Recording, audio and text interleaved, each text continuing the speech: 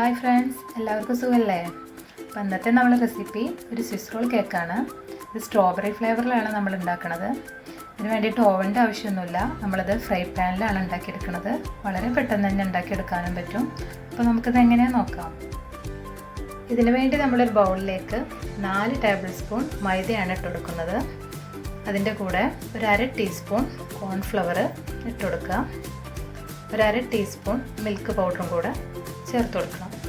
ഈ milk powder ഓപ്ഷണലാണ്, ഇത് വേണമെങ്കിൽ ചേർത്താൽ മതി, പക്ഷെ ഇട്ടാൽ നല്ലൊരു ടേസ്റ്റ് ഉണ്ട്. പിന്നെ ഒരു 1/4 ടീസ്പൂൺ ബേക്കിംഗ് പൗഡർ. ഈ 4 ഇൻഗ്രീഡിയൻസും കൂടെ നന്നായിട്ടൊന്ന് തരിച്ചെടുക്കുക.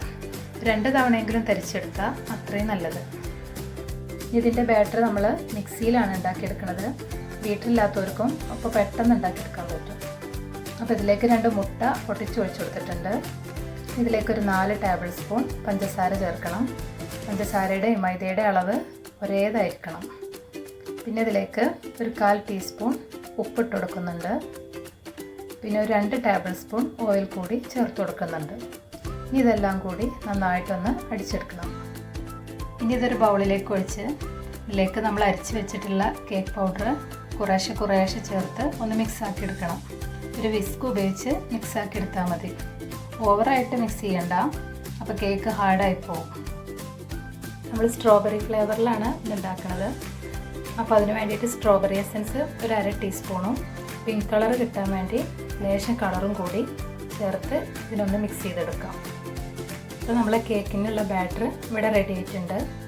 കേക്ക് ഉണ്ടാക്കാൻ വേണ്ടി ഒരു ഫ്രൈ പാനിൽ കുറച്ച് ഓയിലൊന്ന് ബ്രഷ് ചെയ്തതിന് ശേഷം പാൻ സ്റ്റൗവിൽ വെച്ച് നന്നായിട്ടൊന്ന് ചൂടാക്കുക. പാനൊന്ന് ചൂടായതിന് ശേഷം ലോ ഫ്ലെയിമിലിട്ടിട്ട് വേണം നമ്മൾ കേക്ക് ബാറ്റർ ഒഴിച്ചു കൊടുക്കാൻ. ബാറ്റർ ഒഴിക്കുന്ന സമയത്ത് ഓവറായിട്ട് ഫ്ലെയിം പാടില്ല. ഇനി നമ്മൾ ഈ കേക്ക് ബാറ്റർ എല്ലാ സൈഡിലേക്കും ഒരേ ലെവലിലെത്താൻ വേണ്ടി പാന് ചെറുതായിട്ടൊന്ന് ചുറ്റിച്ചു കൊടുക്കണം. ഇനി ഇതിനെ മൂടി വെച്ച് ഒരു 10 തൊട്ട് 15 മിനിറ്റ് വരെ ലോ ഫ്ലെയിമിൽ തന്നെ വേവിച്ചെടുക്കണം. ഏകദേശം ഒരു 15 മിനിറ്റിൻ്റെ ഉള്ളിൽ തന്നെ കേക്ക് നമുക്ക് റെഡി ആയി കിട്ടും. അപ്പോൾ ഏകദേശം ഒരു 15 മിനിറ്റ് ആയപ്പോൾ നമ്മൾ കേക്ക് റെഡി ആയിട്ടുണ്ട്. ടൂത്തിക്ക് വെച്ച് കുത്തുന്ന സമയത്തൊക്കെ ക്ലിയർ ആയി കിട്ടുന്നുണ്ട്. നമുക്കിതിനെ ഒരു ക്ലിയർ റാപ്പിലേക്കോ അല്ലെങ്കിൽ ഒരു ബട്ടർ പേപ്പറിലേക്കോ മാറ്റി വെക്കാം. ഇതൊന്ന് ചൂടാറിയതിന് ശേഷം നമുക്ക് ഈ ക്ലിയർ റാപ്പ് യൂസ് ചെയ്തിട്ട് തന്നെ ഇതിനെ റോൾ ചെയ്തെടുക്കാം. ഒന്ന് ടൈറ്റായി കിട്ടാൻ വേണ്ടിയിട്ടാണ് നമ്മളിതിനെ ഒന്ന് റോൾ ചെയ്തെടുക്കുന്നത്. റോൾ ചെയ്ത് ഫ്രിഡ്ജിൽ തന്നെ ഇതിനെ ഒരു 15 മിനിറ്റ് ഒന്ന് വെക്കണം. ഒരു 15 മിനിറ്റിന് ശേഷം നമ്മൾ കേക്ക് റോൾ പുറത്തെടുത്ത് ഇതൊന്ന് ഓപ്പൺ ആക്കി ഈ കേക്കിൻ്റെ 2 സൈഡൊന്ന് കട്ട് ചെയ്ത് ലെവൽ ചെയ്യണം.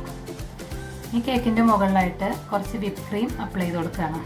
ഈ വിപ്പ് ക്രീമിന് പകരം സ്ട്രോബെറി ജാമാണ് കയ്യിലുള്ളതെങ്കിൽ അതും ഉപയോഗിക്കാം. നമ്മൾ ഈ റാപ്പ് ഉപയോഗിച്ചിട്ട് തന്നെ മുമ്പ് ചെയ്ത പോലെ തന്നെ കേക്ക് നന്നായിട്ടൊന്ന് റോൾ ചെയ്ത് ഫ്രിഡ്ജിലൊരു 15 മിനിറ്റും കൂടെ വെക്കണം.